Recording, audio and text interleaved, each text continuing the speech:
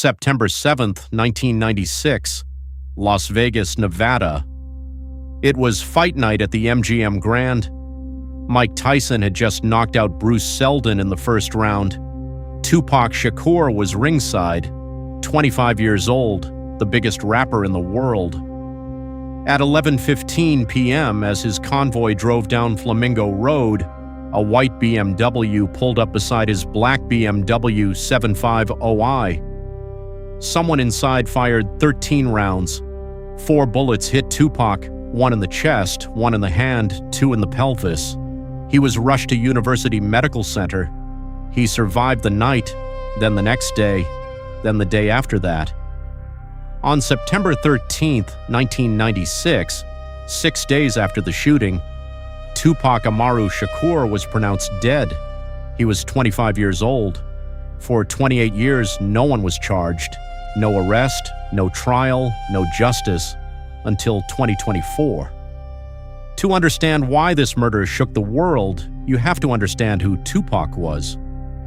Tupac Amaru Shakur was born on June 16, 1971 in East Harlem, New York.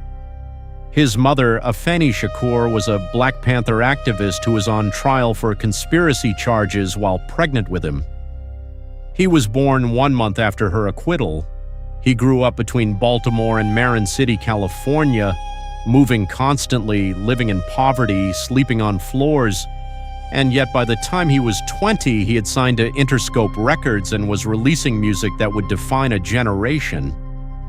By 1996, Tupac was the best-selling rapper in the world. His double album, All Eyes on Me, had moved over 5 million copies in its first week. He was acting in films. He was a cultural force unlike anything hip-hop had produced before. He was also caught in the center of one of the most dangerous rivalries in music history, the East Coast versus West Coast rap war. On one side, Death Row Records in Los Angeles, run by Suge Knight, where Tupac had signed after being released from prison. On the other, Bad Boy Records in New York, run by Sean Combs, home of the notorious B.I.G. That rivalry, and what it unleashed, would cost Tupac his life.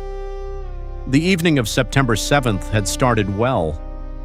Tupac attended the Mike Tyson fight with Suge Knight, the head of Death Row Records. After the fight, there was an altercation in the MGM Grand lobby. Surveillance footage showed Tupac and members of his entourage confronting a man named Orlando Anderson, a member of the Southside Compton Crips gang. Words were exchanged, punches were thrown. Anderson was beaten on the casino floor. What Tupac did not know, what investigators would later determine, was that this confrontation would seal his fate that same night. At approximately 11:15 p.m., the Death Row convoy left the MGM Grand, heading towards Suge Knight's Club 662. Tupac was in the front passenger seat of Suge Knight's black BMW 750i. He was standing through the sunroof.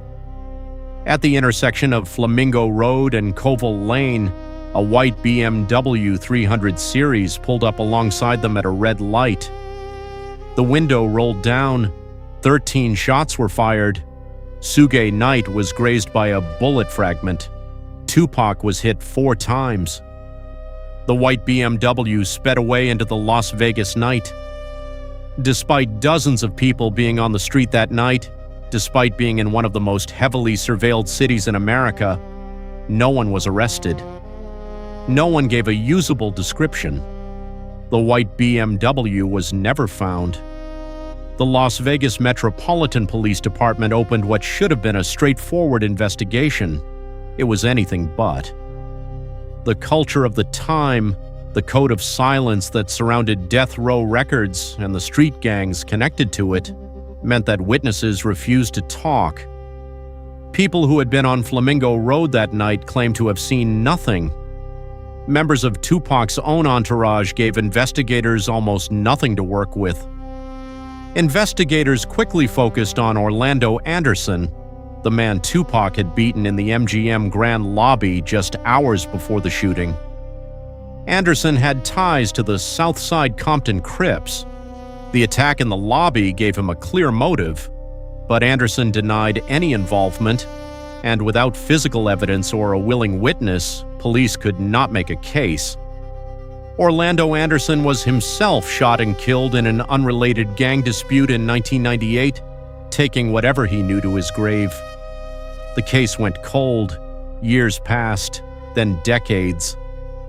The murder of one of the most famous musicians in American history remained officially unsolved for 28 years. In the absence of an official resolution, theories multiplied. Theory 1: gang retaliation. The most widely accepted theory among investigators was that the shooting was carried out by members of the Southside Compton Crips as retaliation for the attack on Orlando Anderson in the MGM Grand Lobby. The timeline fit. The motive was clear. Anderson remained the prime suspect until his death. Theory 2: the East Coast connection. Many believed the murder was connected to the East Coast versus West Coast rap war. Tupac had made enemies with his public attacks on Notorious B.I.G. and Bad Boy records. Some investigators looked at whether those rivalries had crossed from music into violence. No evidence ever directly connected Bad Boy records to the shooting. Theory 3: inside job.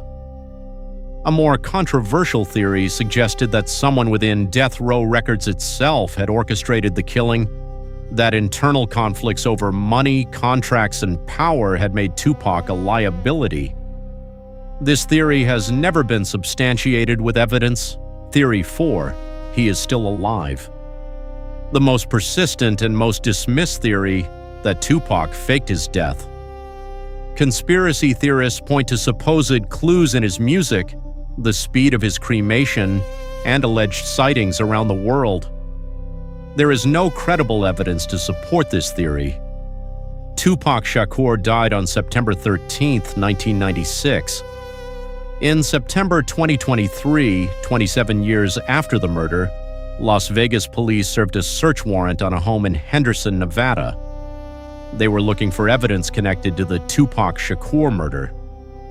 On July 17, 2024, Dwayne Keith Davis, known as Keith D., was arrested and charged with murder with a deadly weapon and conspiracy to commit murder. Davis was 60 years old at the time of his arrest.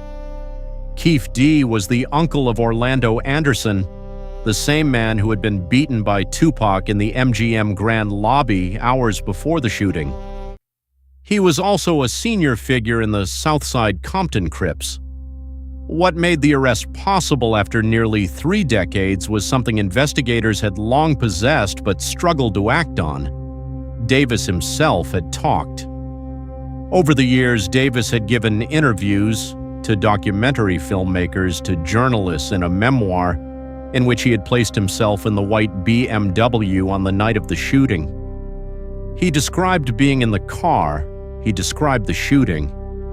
He stopped just short of confessing to being the trigger man himself, but his own words placed him at the scene of the murder. Prosecutors used those public statements, combined with physical evidence gathered in the 2023 search warrant, to build their case.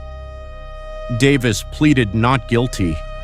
His defense argued that his previous statements were exaggerated and unreliable. The trial was scheduled for 2025. Tupac Shakur was 25 years old when he died. In his short life, he recorded 5 studio albums, acted in several films, and produced a body of work that is still being studied, sampled, and celebrated 30 years later. He was not just a musician, he was a poet, an activist, and a voice for people who felt like America had forgotten them. His murder did not happen in a dark alley. It happened on a major road in Las Vegas on fight night with hundreds of people around, and yet it took 28 years to make a single arrest. What this case tells us is that fame does not guarantee justice, that the circumstances surrounding a murder, the culture of silence, the gang codes, the industry politics, can be more powerful than any investigation. that sometimes the truth hides in plain sight for decades, waiting for someone to finally be held accountable. Whether Duane Davis is ultimately convicted or not, whether this arrest finally brings closure to Tupac's family and to the millions of people who grew up with his music, the case reminds us of something important. Justice delayed is not justice denied, but it comes very close.